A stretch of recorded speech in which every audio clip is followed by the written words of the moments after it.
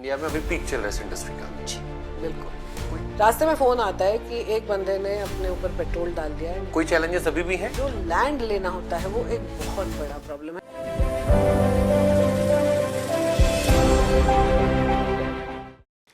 हाल फिलहाल एक फिल्म आई थी स्त्री, और उसमें कहा गया था कि वो स्त्री है, वो कुछ भी कर सकती है। वैसे गलत नहीं कहा गया था, क्योंकि मेरी मेहमान जो है वो भी कुछ भी कर सकती है, चाहे इंडियन आर्मी में सर्विस देने की बात हो, इंडियन फोर्स में सालों साल सेवा करने की, या आप एक सक्सेसफुल बिजनेस वुमन बनने की। शिल्पा जी, बहुत स्वागत है आपका। जनसॉल इंजीनियरिंग लिमिटेड की आप सीईओ हैं जी। सबसे पहले तो चाहेंगे अपना पूरा नाम बता दो आप, क्योंकि आपके नाम को लेकर मेरी जबान 3 बार लड़खड़ा चुकी है। या थैंक यू सो मच आप you to have me on the show. And नाम जो है वो शिल्पा ही सब जानते हैं, क्योंकि आगे वाला बोलने क्योंकि but yes it's a difficult surname. Urhekar ये सरनेम है। उरहा नाम का एक विलेज है जो कि अमरावती नागपुर, पहले तो अमरावती बता दूं जो नागपुर के पास है। अमरावती के पास उरहा है, उसके हम कर है। So that is yes, but yeah, this is where I belong. My ancestors belonged. Super. I am sure आपके पास नाम को लेकर ही बहुत सारी कहानियां हाँ जी होंगी। बिल्कुल। मैं इसलिए अपना ईमेल आईडी जो है वो हमेशा शिल्पा @ लिखती हूँ, बिकॉज वो अगला वाला 100% मिस्टेक होता है। आई रिमेम्बर मेरे कॉलेज में एक साउथ इंडियन सर आए थे, तो हम सबके नाम पढ़ रहे थे। सो जब मेरा नाम आया 2 मिनट उन्होंने पॉज लिया, फिर शुभांकर को शुभ शंकर करके उन्होंने एंड आई वाज लाइक इन्होंने कैसे तोड़ा इसे, because most of the people it's like Shubh anchor कर देते वो, बट उन्होंने शुभ शंकर करके जो किया, मैंने कहा चलो Shubhankar is not right, something has to be done with it. So उन्होंने कहा कुछ तो एफर्ट मारूंगा मैं, इसलिए मैंने कहा मैं यहाँ कोई एफर्ट नहीं मारूंगा। No thank you so much. I am sure आपके टाइम में भी एयरफोर्स से लेकर यहाँ तक काफी ऐसे इश्यूज होते होंगे। हाँ मतलब नाम की अगर मैं बात करूं तो my husband is a south Indian and so his name is Shah Jahan and सारे साउथ इंडियंस के नाम के आगे उनका विलेज का ए लगता है, मतलब सिलेबल लगता है। So in his case it is a Shahjahan, तो हम उनको बुलाते ही ऐसे थे, ए शाहजहान।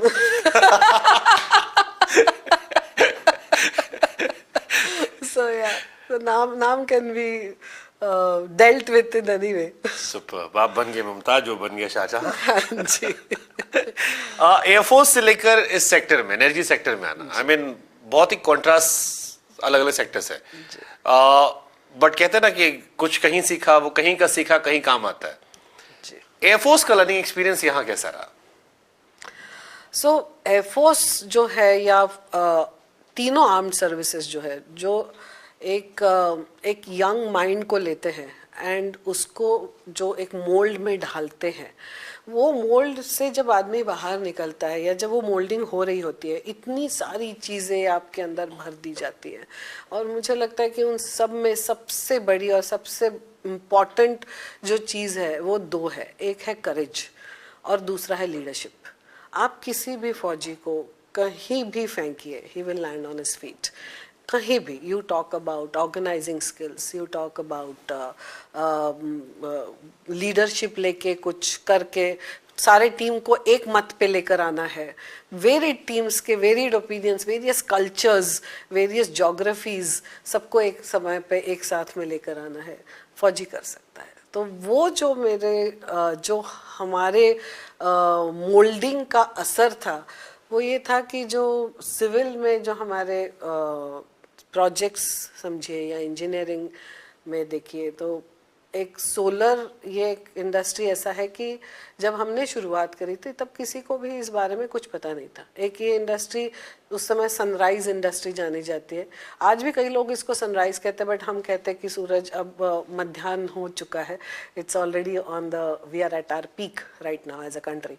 सो वो समय जो था जब इतने चैलेंजेस थे, क्योंकि पॉलिसीज क्लियर नहीं थी, काम नहीं आता था, स्किल नहीं थी अपने पास as a country, there was no understanding. आप किसी से बोलो कि सोलर पैनल लगाने हैं तो पीपल वुड से ये तो बड़ा महंगा होता है, ये क्या चीज़ है, इससे बिजली कैसे बनेगी, बिजली का शॉक लग जाएगा। एजुकेशन नहीं था उस विषय पे। तो ये सब जो चैलेंजेस थे ये कुछ भी नहीं लगते थे। वहाँ से जो सीख कर आए उसके वजह से कि जो I could feel the difference between me as a leader trying to do the same thing and few other people जो वही काम करना चाहते थे. You don't get bog down. फौज आपको ये सिखा देती है किसी भी सिचुएशन में अपना कूल रखिए, अपना डिसीजन मेकिंग क्लियर रखिए. फॉग ऑफ वॉर जिसको कहते हैं, you should be able to see through it. So fog of indecision में से निकल के डिसीजन लेकर आना, ये तो आप तो बड़ी सख्त बॉस होंगी फिर.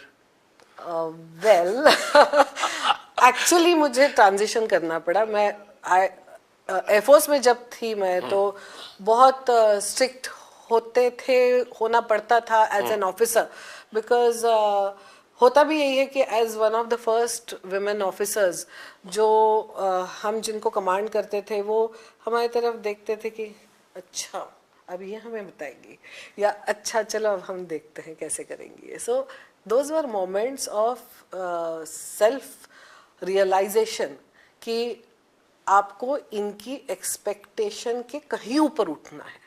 तो वो वाला जो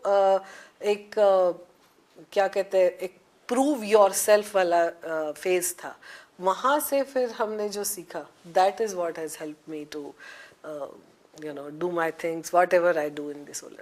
तो मैम मेरे जहन में बार बार एक सवाल आता है कि महिलाओं को लेकर अक्सर हर फील्ड में डिस्क्रिमिनेशन होता है. आप आर्मी बैकग्राउंड से आए, दिखने में आप खूबसूरत हो, एक नई फील्ड में शुरुआत कर रहे हो जिसको अक्सर इंडस्ट्री, मर्दों की इंडस्ट्री मानी जाती है, वहां पर आना, क्या आपको लोगों ने जज किया आपकी खूबसूरती पर, आपके बैकग्राउंड पर, आपके महिला होने पर?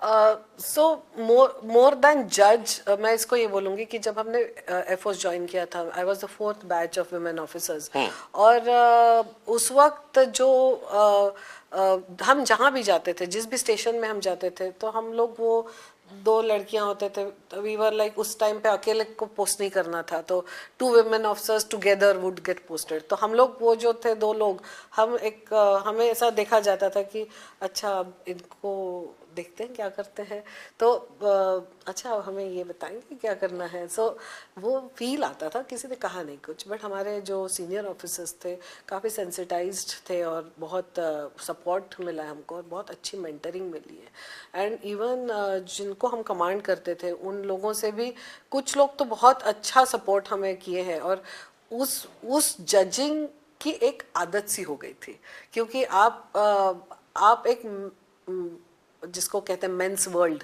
आप ट्रेडिशनली सारी जंग जो है वो that has been a man's world and man's creation too, if I may say, but it has in that to enter into that, और ये कहना कि हम आपके बराबर है, हम आपके साथ हैं, हम भी वो कर सकते हैं जो आप कर सकते हैं.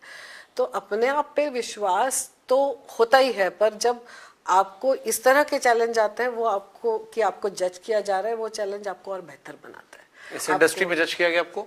इस इंडस्ट्री में again as a woman I think it's a pure infrastructure industry, जिसकी वजह से कि मैं अभी बोलती हूँ मैं कई बार ये चीज़ कि ये रेता ईंट सीमेंट वाला काम है, और इसमें बहुत कम लेडीज़ है जो ग्राउंड पे काम करती है. तो जज तो करने का मौका मिलता ही है सबको, पर I think the work speaks for itself. काम आप ऐसा करो कि आपका नाम बने, आपका काम ही आपका नाम बने, तो उसी पे फोकस किया, जजिंग पे नहीं किया. एक बड़ा अच्छा किस्सा हमने सुना था ग्राउंड पे, माचिस का है. जी, तो ओके, तो I'm sure ये वन ऑफ द किस्सा होगा. नहीं, आप बिल्कुल ठीक कह रहे हैं, क्योंकि एंड मतलब वो मोमेंट होता है जब मैं I also have very large respect जो मेरे मेल काउंटर पार्ट्स है उनके लिए, क्योंकि मैं तो एज अ वुमन मैंने ये चीज़ें डील करी है, बट मेरे साथ फिर भी एक लिमिट होती है लोगों की कि वो किस तरह से बात करेंगे. जो मेरे मेल काउंटर पार्ट्स है उनके साथ तो ये मतलब उन्होंने बहुत ज़्यादा फेस किया होगा. सो दैट इंसिडेंट गोज कि ROW इशू था किसी साइड पे of Bangalore some 250 kilometres, and भीड़ जमा हो गई थी, गन लेकर आए हुए थे लोग, लाठियाँ थे. हमारी टीम को बोला गया पुलिस प्रोटेक्शन लीजिए, पुलिस भी आ गई थी, सब 7-8 गाड़ियाँ पुलिस की प्रोटेक्ट करने की कोशिश कर रही थी हमारी टीम को. हमारी टीम सेंटर में थी, सराउंडेड बाय 200 पीपल, और मैं बैंगलोर से निकल गई थी टू सॉल्व द सिचुएशन, मैं with my couple of more colleagues. रास्ते में फ़ोन आता है कि एक बंदे ने अपने ऊपर पेट्रोल डाल दिया and he is about to self immolate and I was not about to show what I was going to do. So मैंने मेरी टीम को बोला कोई बात नहीं, आप फ़ोन में उनके पास ले जाइए, मैं उनको समझाती हूँ कि मेरे आने तक रुक सकते हैं, तो उसके बाद हम बात करेंगे, सॉल्व करेंगे। तो जब फ़ोन गया उनके पास में, उन्होंने स्पीकर पे डाला तो उनको लगा कि मैं तो कहने लग गए, मैडम आप तो सुबह से बोल रही है, आप 2 महीने से बोल रही है, ये सॉल्व नहीं हो रहा है। तो हमने बोला ठीक है आप शांत रहिए, और मैंने मेरी टीम को पूछा आपके पास माचिस है, इनको दीजिए माचिस, मैं देखना चाहती हूँ कि किस तरह से ये अपने आप को जलाने की जो बात कर रहे हैं उसको किस तरह से प्रैक्टिकल में लाते हैं। And then that person understood कि वो जिससे डील कर रहा है वो कोई और ही है। तो फिर उसके बाद वो धमकी वाला माहौल से जो एस्केलेशन हो गया था वो धीरे धीरे कम हुआ। By the time I went there वो भीड़ इकट्ठा तो थी but they were ready to talk. तो फिर हम पहुँच के, कहावत जो गरजते हो बरसते। हाँ जी और आर्मी में तो पहले बरसते हैं। हाँ जी, पहले बरसते हैं हम, पहले तीर मारते हैं, फिर उसके बाद जो उसके इर्द गिर्द निशाना बनाते हैं। पहले लात फिर बात। यस ओके, इस इंडस्ट्री में जब आप आए, क्योंकि इस इंडस्ट्री के जितने लोगों से मैंने बात की वो बार बार कह रहे हैं तब चाइनीज डोमिनेंस बहुत ज्यादा था, मार्केट जो है वो सही से कोई स्ट्रक्चर्ड नहीं था, बहुत सारे इश्यूज थे। आप लोग को लगा नहीं कहाँ फंस गए यार, अच्छी खासी नौकरी चल रही थी, वहां से आए, अब यहाँ तो कुछ फ्यूचर नहीं दिख रहा? नहीं एक्चुअली एक मतलब अपनी बात नहीं करूंगी पर एक इंडस्ट्री की बात करूंगी कि इंडस्ट्री तब बस एक सनराइज इंडस्ट्री के नाम से जानी जा रही थी एंड ऑब्वियसली हम इस जर्नी के लिए तब रेडी नहीं थे। तब हमें डिपेंडेंस रखनी पड़ेगी कहीं ना कहीं, और for us it was our neighbouring country, तो वहाँ से सारी चीज़ें आ रही थी और वो डिपेंडेंसी की वजह से कई बार ये फील तो ज़रूर होता है कि काश ये हमारे कंट्रोल में होता, हम किसी और पे डिपेंड नहीं होते। पर मुझे लगता है कि ये कभी नहीं फील हुआ कि वहाँ अच्छा था। जो सामने है वो है और उसी को डील करना है। और जो इंडस्ट्री का ट्रांजिशन रहा है वो इतना फिनोमिनल रहा है। The government has come out with such wonderful policies और इतना इस इंडस्ट्री को बूस्ट किया है कि आज हमारे सामने एक रोड मैप है। आज हमने जो पेरिस में कमिटमेंट्स करके आए हैं उसके लिए हमारे पास में टारगेट्स है, डेट्स है, और मुझे लगता है 2 डेट्स जो मैं बोलना चाहूँगी, 2 डेट्स आर वेरी इंपॉर्टेंट। 2030 जिसमें कि हमने ये बोला है कि हम 500 गीगावाट लगाएंगे रिन्यूएबल एनर्जी, एंड दूसरा डेट है 2047 जिसमें हम देश ने एज अ कमिटमेंट किया है कि एक विकसित भारत, डेवलप्ड नेशन का स्टेटस हम अचीव करेंगे। ये जो 2 डेट्स है, ये 2 डेट्स को अचीव करने के लिए ये एक रोड मैप है, उसके अकॉर्डिंग पॉलिसीज भी आज है, उसके अकॉर्डिंग एक सपोर्ट स्ट्रक्चर भी बन रहा है, मैन्युफैक्चरिंग को बूस्ट मिल रहा है। सो आई थिंक वो फील नहीं आ रही कि हम कहाँ आ गए, कहाँ फंस गए, बल्कि ये फील आ रही कि अब सब कुछ है, अब हमको करके दिखाना है, अब हमको लगाना है, अब हमको वो capacity addition as a country करके दिखाना है। आप अभी कह रहे हो कि आपके हिसाब से कि इंडिया में अभी पीक चल रहा है इस इंडस्ट्री का? जी बिल्कुल। कोई चैलेंजेस अभी भी हैं? चैलेंजेस तो देखिए कोई इंडस्ट्री ऐसी नहीं होगी जिसमें चैलेंजेस नहीं है, चैलेंजेस है, और चैलेंजेस को डील करने के मैकेनिज्म्स भी इन प्लेस है। जो रिक्वायर्ड है इस समय वो ये है कि ये सारे जो इनिशिएटिव्स है अलग अलग जगह, अलग स्टेट्स के हैं, सेंटर के हैं, इन सबको एक करके एक कंबाइंड, ट्रांसपेरेंट, फोकस्ड क्लैरिटी मिले। तो अगर मैं आज इन्वेस्टर हूँ और मुझे इंडिया में इन्वेस्ट करना है तो मुझे एक इन्वेस्टर के बतौर मेरा पैसा सेफ है या मेरा पैसा जो जा रहा है वो एक government backed and government monitored mechanism के अंतर्गत जा रहा है, ये मुझे क्लैरिटी दिखनी चाहिए। वहाँ पे हमें थोड़ी सी ज़रूरत है कि ये सारी चीज़ों को हम इकट्ठा लेकर आए और इन सब चीज़ों की क्लैरिटी दें। तो ये छोटा नहीं कहूँगी, बड़ा चैलेंज है। दूसरा है कि हमारे देश में लैंड ये जो है ये बहुत ही प्रिय सब्जेक्ट है। मतलब as Indians we love our ancestral properties and lands which are very emotional close connection to us. होता है। Also because emotional connection है, also because farming हमारा एक primary जरिया रहा है as a country. We were a largely agricultural country. So जो attachment है वो इमोशनल है. सो अब हमें सोलर के लिए या विंड के लिए जो लैंड लेना होता है वो एक बहुत बड़ा प्रॉब्लम है, क्योंकि उसको आप जब लेने जाते हैं तो आप इमोशन से भी डील कर रहे हैं, आप हाफ नॉलेज के साथ डील कर रहे हैं, आप इनकम्प्लीट इंफॉर्मेशन के साथ डील कर रहे हैं. तो लैंड एक्विजिशन एक बहुत बड़ा हाफ चैलेंज नॉलेज है. आपने जो कहा ये बहुत ही अच्छा टर्म था. क्या क्या सबसे अजीबोगरीब सुनाई पड़ा जब आप लैंड लेने गए? सबसे पहले जब हम लैंड लेने जाते थे आज से 15-16 साल पहले, तो ये था कि जी आपके पैनल लगेंगे तो हमारे लैंड का जो कस है जिसको प्रोडक्टिविटी बोलते हैं वो ज़ीरो हो जाएगा, क्योंकि आपके पैनल्स की वजह से छाया पड़ेगी और हमारा लैंड जो है वो ख़त्म हो जाएगा.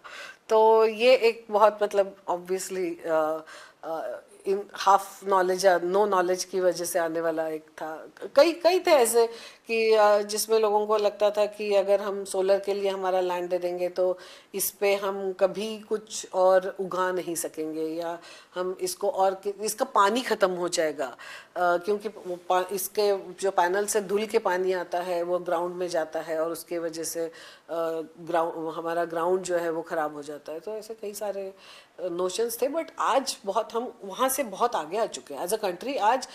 आज आप किसी भी, एंड स्पेशली जो पीक स्टेट्स है सोलर के, राजस्थान, गुजरात, कर्नाटका, आंध्रा, ये स्टेट्स में आज इतनी नॉलेज है ग्राउंड लेवल पे कि उनको पता है कि मेरे लैंड की कीमत क्या है और मुझे वो कितनी लेनी है और कितना कैसे, how to keep the control in my hand, I mean to say the least. But yeah I mean land एक बहुत बड़ा माइलस्टोन होता है प्रोजेक्ट के डेवलपमेंट में, कि लैंड हो गया तो प्रोजेक्ट लग गया. आज पीक है. शुरुआत जब हुई तब काफी लो स्टार्ट था. जी. कहते हैं जैसे एयरफोर्स की दुनिया में कहते हैं टेक ऑफ मोमेंट, हाँ जी. कि जब उड़ना शुरू होता है. जी. ये कौन सा मोमेंट था जहां आप लोग को लगा कि अब हमारी इंडस्ट्री टेक ऑफ कर गई? इनफैक्ट मैं ये बोलूँगी कि वो मोमेंट में हम अब है. मतलब ये पीक जो हम पहुँचे हैं ये पीक की शुरुआत है. यहाँ से अभी हमें बहुत आगे जाना है. मैं अगर if I can talk number, Shubhankar, हमें एक सेंट्रल इलेक्ट्रिसिटी अथॉरिटी ने एक रोड मैप दिया हुआ है जो मैंने टारगेट्स बताए थे उसके लिए. उसके हिसाब से 36 गीगावाट हर साल लगने चाहिए. हम आज के डेट में 14 गीगावाट शुरू के 7 महीने में लगा चुके हैं.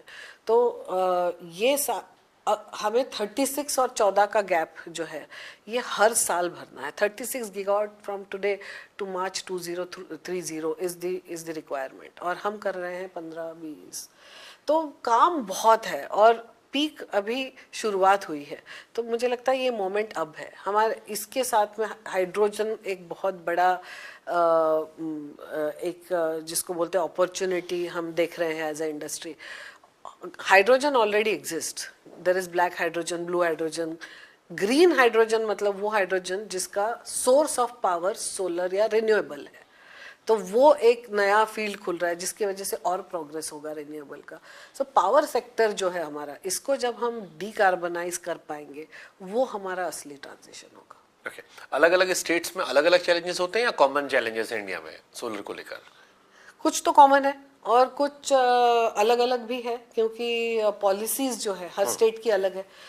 हर एक स्टेट की प्रायोरिटीज भी अलग है जो कि होनी भी चाहिए. सो जो मिनरल रिच स्टेट्स है वहाँ पे mining is a priority.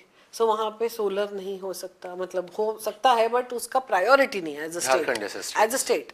And जो स्टेट्स को पता है लाइक राजस्थान, जहाँ बहुत the rest of the industry is not so much, but solar is a primary, मतलब it is the place in India where you can maximize your solar production.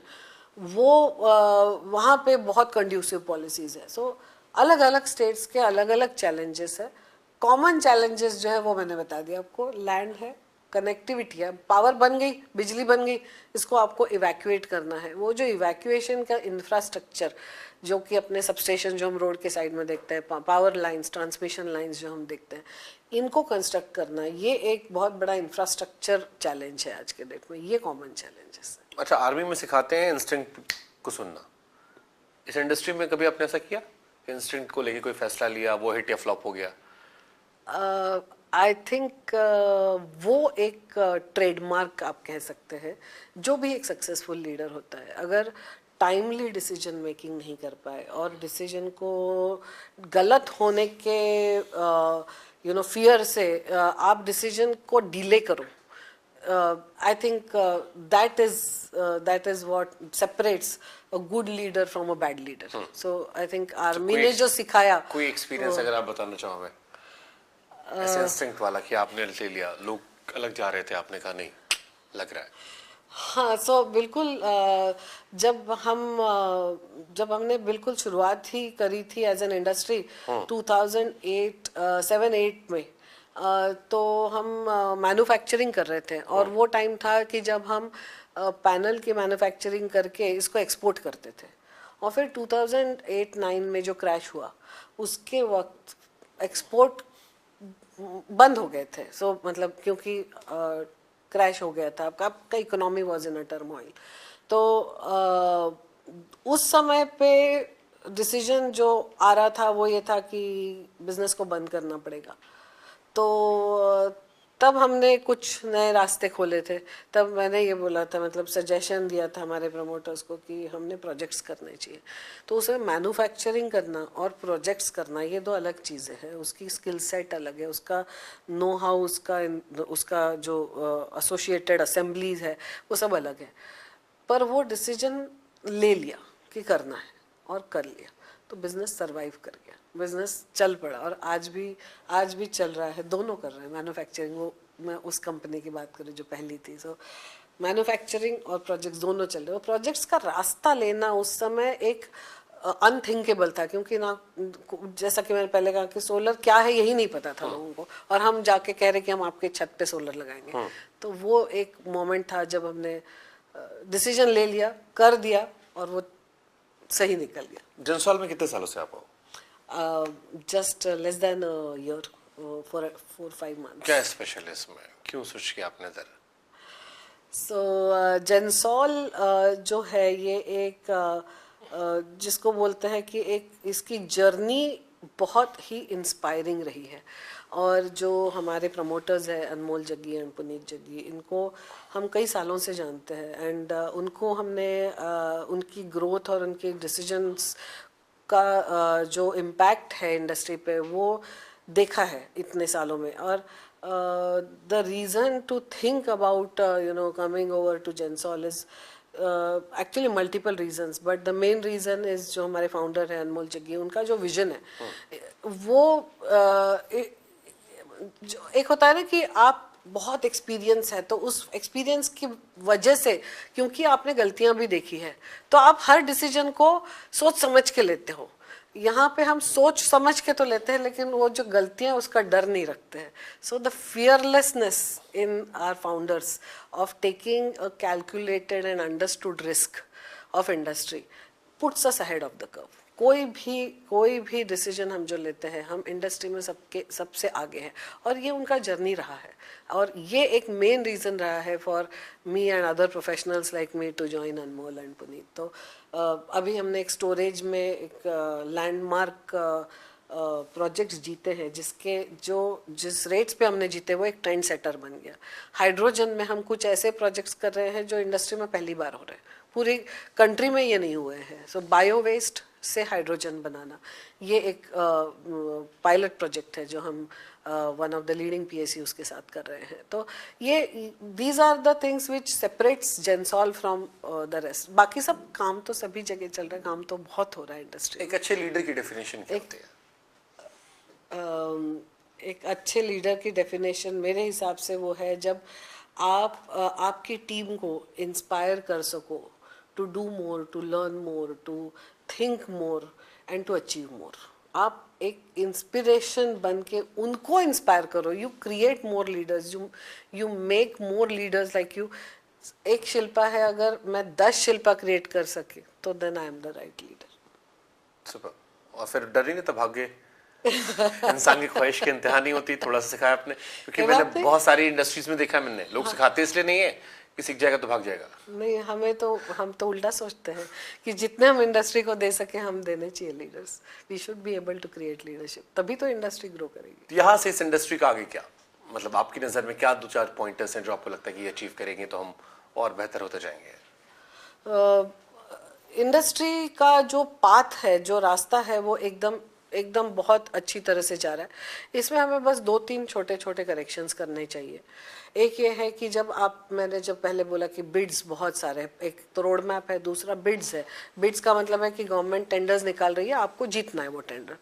हम जीत तो जाते हैं, अब वो जीत से लेकर उसको कन्वर्ट करने में 2-3 जो माइलस्टोन्स बीच में आते हैं। एक पहला हमने डिस्कस किया लैंड, दूसरा कि पावर परचेस अग्रीमेंट जो है, मैंने बिजली बनाई है, आप मेरे से बिजली खरीदने वाले हो, आप मेरे साथ पावर परचेस अग्रीमेंट साइन करते हो।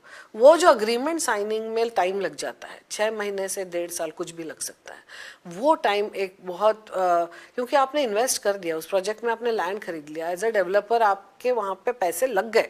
अब आपको पावर परचेस अग्रीमेंट अगर साइन नहीं हो रहा है तो ये एक हर्डल है, नेताजी को बनाना पड़ेगा। हम मतलब ये जो हर्डल्स है ये डूएबल है एज अ इंडस्ट्री। अगर हम as a government, as a you know power public private partnership, अगर हम सब मिलके इन चीज़ों के ऊपर फोकस करें तो मुझे लगता है ये चैलेंजेस डूएबल है एंड हम वो अचीव कर सकते हैं। जो 36 गीगावाट हमने अपने आप के लिए टारगेट्स रखे हैं वो हम अचीव कर सकते हैं, डूएबल है। ये चीज़ों को कंट्रोल कर लेते हैं। लैंड, हमारी कनेक्टिविटी, हमारा इवैक्यूएशन, हमारे पावर परचेस अग्रीमेंट टाइम से हो जाए, सारे जो गवर्नमेंट से आपस में मिलके एक क्लैरिटी लाए पॉलिसी में।